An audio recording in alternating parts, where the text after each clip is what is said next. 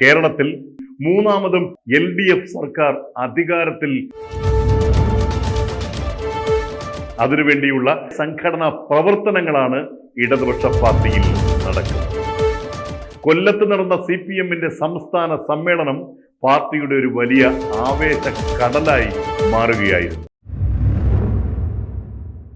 Channel 91 ന്യൂസിലേക്ക് സ്വാഗതം. ഇനി ഒരു തവണ കൂടി LDF അധികാരത്തിൽ എത്തിയാൽ UDF സംവിധാനങ്ങൾ തകർന്ന് തരിപ്പണമാകും. ഒരു പഞ്ചായത്ത് ഓഫീസിൽ തല ഉയർത്തി കയറി ചെല്ലാൻ കഴിയാത്ത വിധം നാണം കെട്ട അവസ്ഥയിലാകും കോൺഗ്രസിന്റെ മാടപ്രാവുകൾ. DCC-കളിലും KPCC-യിലുമൊക്കെ കോൺഗ്രസിന്റെ വലിയ നേതാക്കന്മാരുടെ യോഗങ്ങൾ മുറ പോലെ നടക്കുന്നുണ്ടെങ്കിലും താഴെത്തട്ടിലേക്ക് സാധാരണക്കാരുടെ ഇടയിലേക്ക് പാർട്ടി പ്രവർത്തനങ്ങൾ എത്തിക്കുവാൻ കോൺഗ്രസ് പാർട്ടിക്ക് കഴിയാത്ത വിധം ഈ പ്രസ്ഥാനം ദുർബലമായി മാറിക്കഴിഞ്ഞു. പരസ്പരം അംഗീകരിക്കാത്ത ഉടയാത്ത ഖദർ വസ്ത്രധാരികളുടെ ഒരു കൂട്ടമായിരിക്കുന്നു കേരളത്തിലെ കോൺഗ്രസ്. K. കരുണാകരൻ എന്ന രാഷ്ട്രീയ ആൽമര വൃക്ഷത്തണലിൽ തന്ത്രങ്ങൾ മെനഞ്ഞിരുന്ന പാർട്ടി ജനകീയനായ നേതാവ് ഉമ്മൻചാണ്ടിയുടെ മരണത്തോടെ അനാഥമായി മാറിക്കഴിഞ്ഞു. ഇപ്പോൾ കോൺഗ്രസിൽ ഏറ്റവും മുതിർന്ന അതല്ലെങ്കിൽ ഏറ്റവും വലിയ നേതാവ് ആരാണ് എന്ന ചോദ്യത്തിന് KPCC പ്രസിഡന്റ് സുധാകരൻ മുതൽ ബൂത്ത് പ്രസിഡന്റ് വരെ എന്നുള്ളതാണ് ഉത്തരം.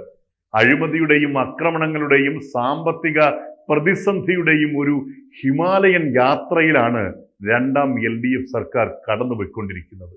എങ്കിലും കേരളം മൂന്നാമതും പിടിക്കാനുള്ള സംഘടനാ ശക്തി LDF-നുണ്ട്.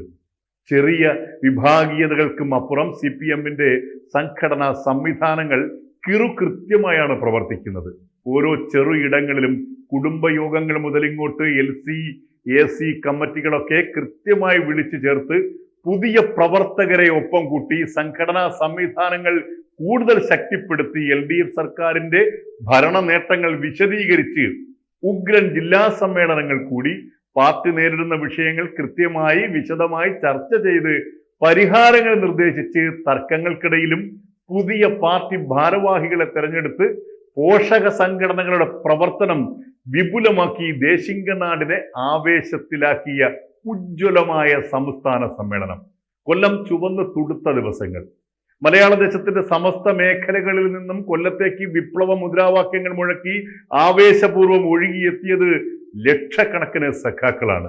പുതിയ LC കമ്മിറ്റികൾ, മാറ്റം വന്ന ഏരിയ കമ്മിറ്റികൾ, ജില്ലയിലെ പുത്തൻ നേതൃത്വം, ശക്തമായ സംസ്ഥാന കമ്മിറ്റി. CPM 2026 നിയമസഭാ ഇലക്ഷന് സജ്ജമായി കഴിഞ്ഞു. എതിർചേരിയിലോ മുഖ്യമന്ത്രി സ്ഥാനത്തിന് വേണ്ടി തല്ലുകൂടുന്ന കോൺഗ്രസ് നേതൃത്വം കുഴിയിലേക്ക് കാലും നീട്ടിയിരിക്കുകയാണെങ്കിലും MLA-യും മന്ത്രിയുമാകാൻ വെമ്പി നടക്കുന്ന കോൺഗ്രസിലെ കടൽ കിഴവന്മാർ DCC-യിൽ നേർച്ച പോലെ ഒത്തുകൂടുന്ന യോഗങ്ങൾ സെൽഫി എടുത്തും മൃഷ്ടാന്നം ഭക്ഷിച്ചും പിരിയുന്നു.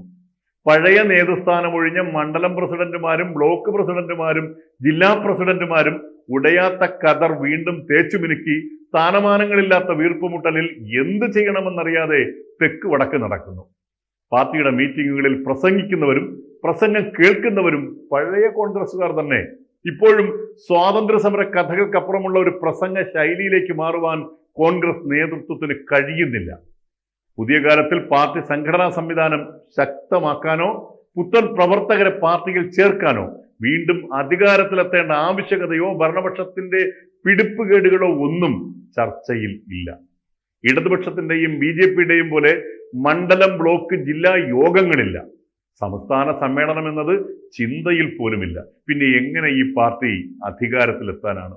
2026 തെരഞ്ഞെടുപ്പിൽ നല്ലൊരു പ്രതിപക്ഷമാകാനെങ്കിലുമുള്ള പ്രവർത്തനങ്ങൾ കോൺഗ്രസ് പാർട്ടിയിൽ ഉണ്ടാകട്ടെ എന്ന് നമുക്ക് ആശംസിക്കാം.